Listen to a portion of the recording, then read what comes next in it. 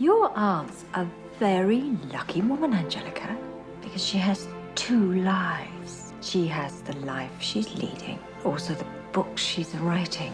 I don't think there's a way to be a reader and a woman and not be influenced by Virginia Woolf. I mean, she was just an extraordinary writer, and Mrs. Dalloway is an absolutely revolutionary piece of fiction. Mrs. Dalloway said she would buy the flowers herself.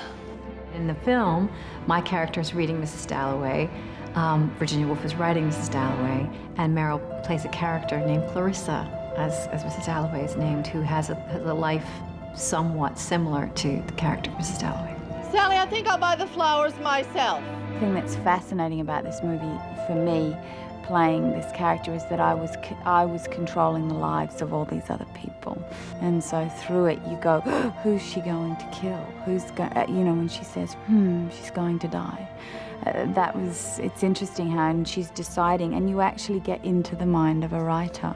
We talked about, just different ways of changing my face or finding her, because so much of it is finding, as I said, her essence, and how do you do that? And physically and emotionally, it comes together at the same time for me. So we experimented with, changing my face a little bit, with the way in which I walk and talk and all of those things.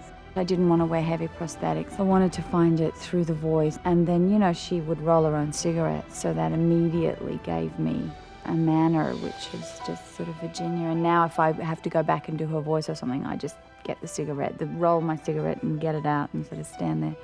And the voice drops an octave and off I go. It is not, it is mine! I'm dying in this town! Only I can understand my own condition.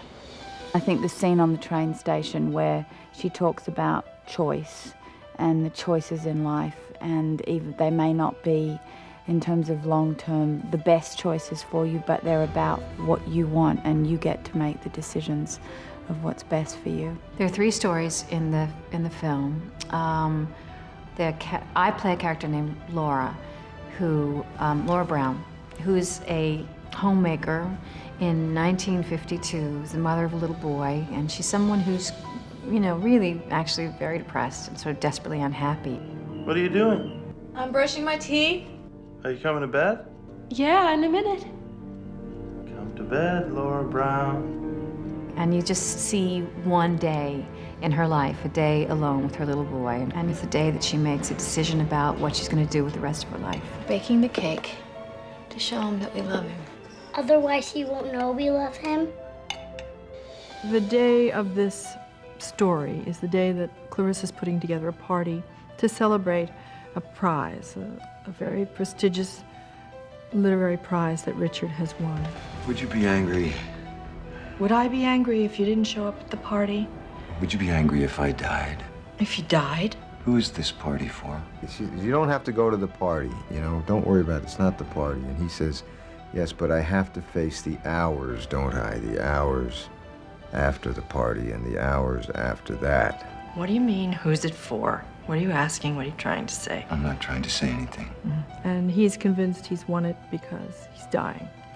And she's trying to pull him into the light of celebrating how wonderful she believes he is. I'm saying, I think I'm only staying alive to satisfy you. That's what all these people are doing.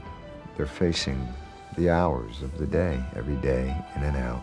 So that is what we do. That is what people do. They stay alive for each other.